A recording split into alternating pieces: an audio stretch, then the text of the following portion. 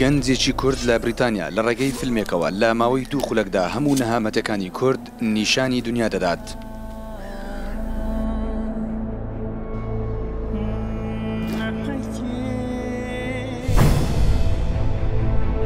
نووسەر و دەرهێنەری کورد هەڵمەت ساڵح ناسراو بە دانی دارێن دانیشتووی بریتانیا دەرهێنەر و نووسەری ئەو کورتە فیلمێ.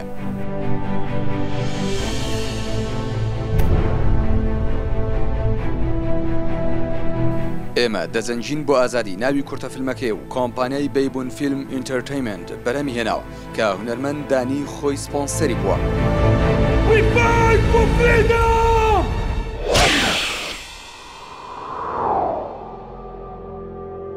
وەک دانی ئاماژەی پێدەدات فیلمەکە باس لە خەباتی کورد دەکات بەر لە ئیمپراتۆریەتی مادیەکانەوە پێش هەزاران ساڵ و لە زەمانێکی کۆن و ئاوهەوایەکی وشکی بیاباندا.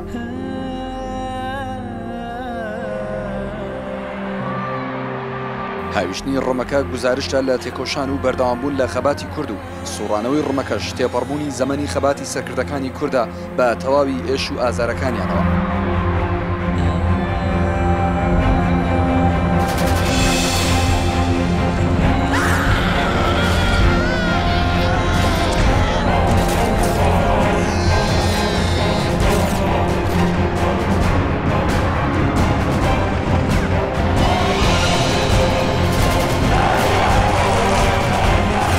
گەیشتنی ڕۆمەکە بەم ڕۆژگاری ئەمڕۆ بانگەوازی کاتی یەکگرتنەوەی کوردستانە و لە کەشواوایەکی سازگاری لووتکەی شاخێکی کوردستان ڕیشەدا دەبکرێت.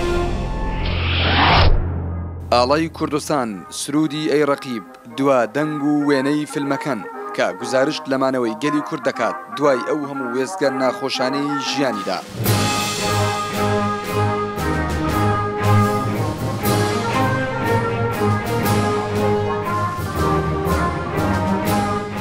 دانی خەڵکی قەڵاتزەی باشووری کوردستانەوە بۆی سەرقاڵبوونی بە دروستکردنی فیلمی هەڵەبجە لە بریتانیا نەیتوانی بۆ ڕوودا و قسە بکات تەنیا ڕایگەیان هەرچی بکەین بۆ کورد ناگاتە شەو نخوونی یەک پێشمەرگە لە سەنگەرەکانی بەرگری لە کوردستاندا. هێمن مەلازادە ڕوودا و لەندەن.